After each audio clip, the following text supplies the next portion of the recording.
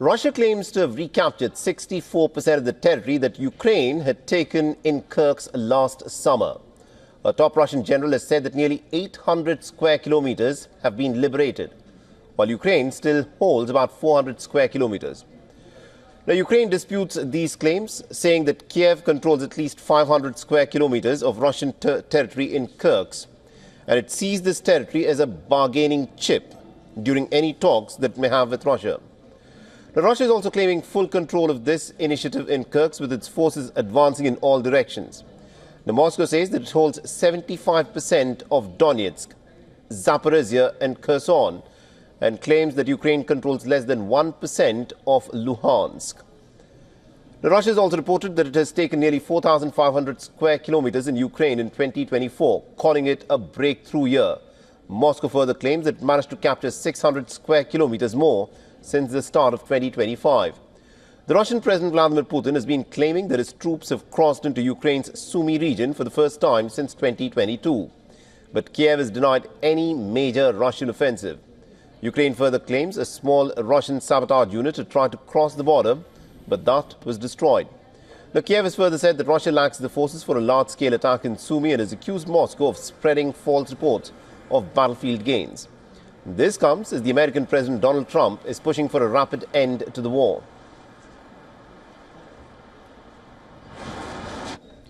Now, for more on this... what are the guarantees that Russia will not attack us again?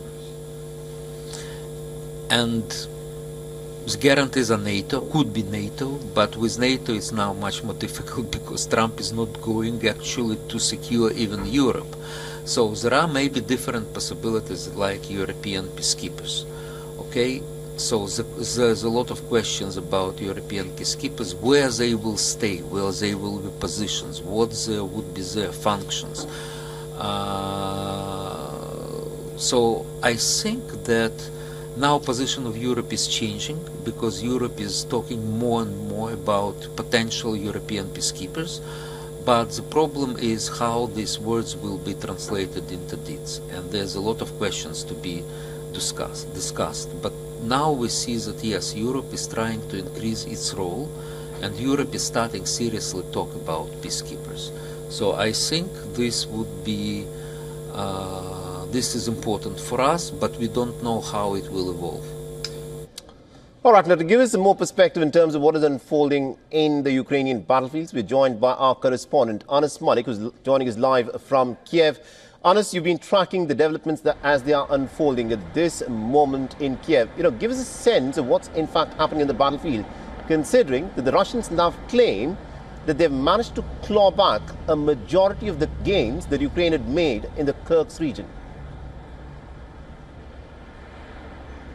Well, that's a claim on the part of the Russian side, Saleh. The Ukrainian side maintain that they have been holding on to their positions strongly. Remember, the Kursk invasion began on the 6th of August last year, and it's almost, 6.5 months in, and yet the Russian side has not been able to, at least on paper, make any significant progress. With that being said, with each passing day, the Russian attacks on Ukraine, they intensify as we inch closer to marking 3 years of the invasion of Ukraine by the Russian side, or special militarized operation as they say it in their own language.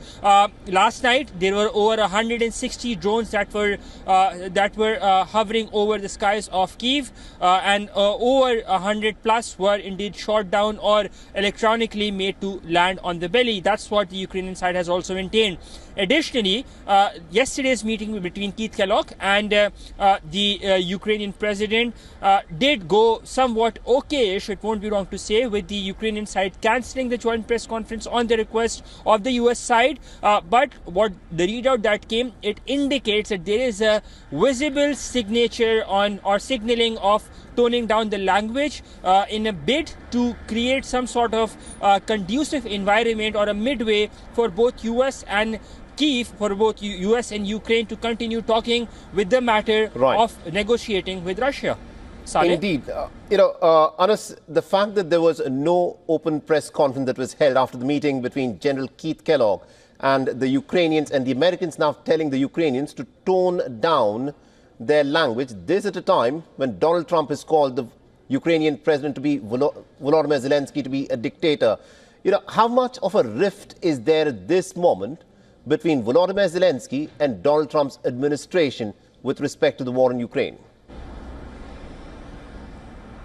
Well, the rift is intensifying by the day. It will not be wrong to say on that. Primarily because, as we've been talking about, the people here, which is also a reflection of the public sentiment, which is also reflected in the government sentiment, they feel betrayed by the American taxpayer or by the American government at large. That is the reason we're seeing the harsh critique on the US foreign policy at large being done now by the Ukrainian administration. Previously, they were very, very cautious in their critique with regards to the American policy. The dictator comments, they were not received very well, and it has given an upshot to President Zelensky, who might have been struggling earlier to consolidate his power.